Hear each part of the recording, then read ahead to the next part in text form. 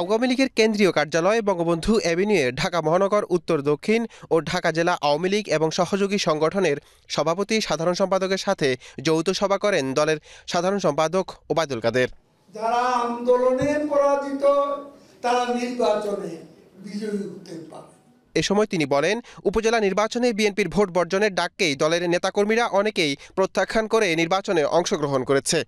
BNP vote বর্জনের আহ্বানকে দলের নেতাকর্মীরাই প্রত্যাখ্যান করে ইলেকশন করেছে অনেকে, এবং এই সিদ্ধান্তকে বিজ্ঞানগ্রস্ত দেখিয়ে নির্বাচনে অংশগ্রহণ করেছে।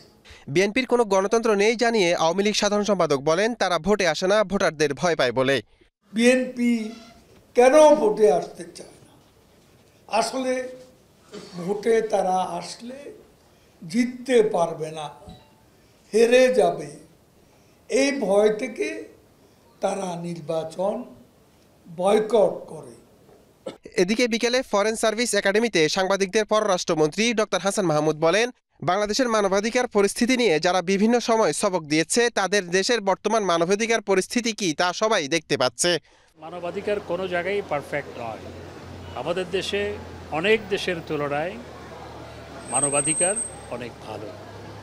আমাদের দেশে ছাত্ররা বিক্ষোভ করলে যেভাবে অন্যান্য দেশে এখন দমন করা হচ্ছে, আমাদের দেশে সেভাবে দমন করা হয়নি অতীতে। যুক্তরাষ্ট্রের শিক্ষার্থী ও শিক্ষকের উপর দমন নিপীড়নের সমালোচনা করে মন্ত্রী বলেন, মানবাধিকার পরিস্থিতি উন্নতির জন্য সকলকে একসাথে কাজ করতে হবে।